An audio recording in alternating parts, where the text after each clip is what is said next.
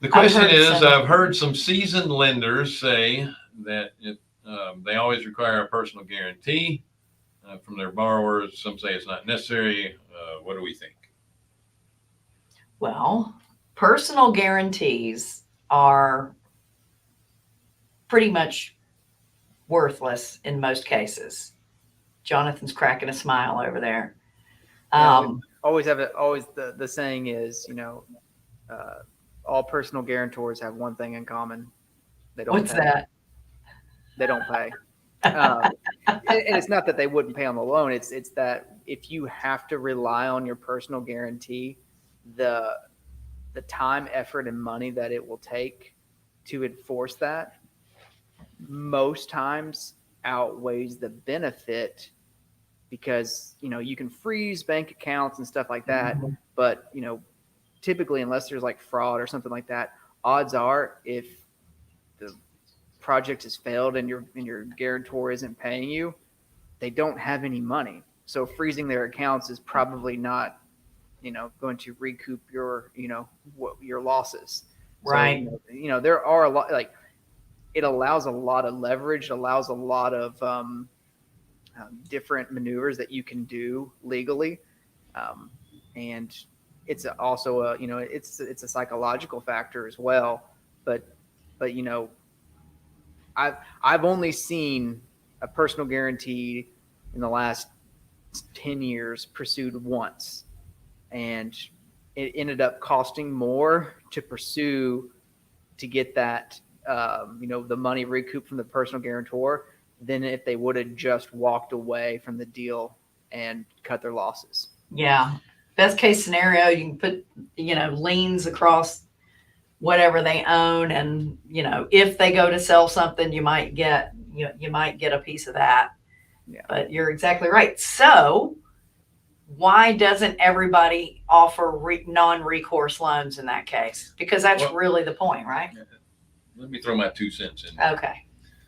When you're doing high loan to value loans, you're going to have more reason to have the personal guarantee. That's right. Because they don't have enough cushion in that deal to recoup losses. Mm-hmm. Most of it is institutional investors and banks that are requiring this, just because they want to be able to cover all their bases if a deal does go south.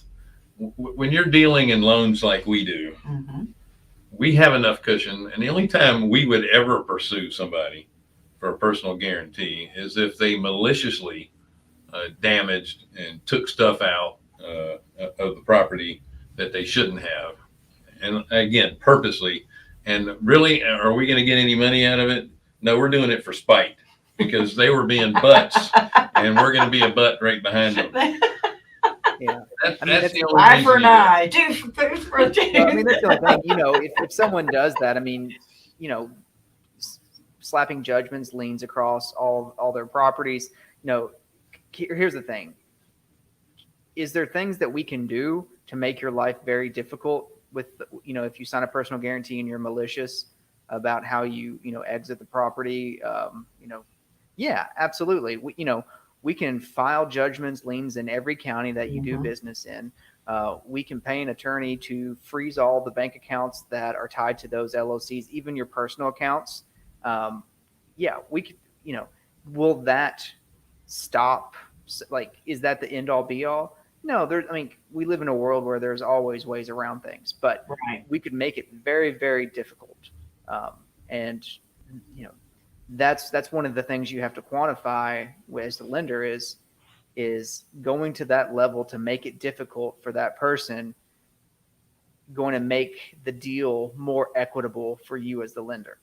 And that's the thing you have to weigh. It's pros versus cons. Can I pursue something that will result in a higher yield, or if I pursue this, will it result more often in a lower yield? And that's the thing you have to weigh.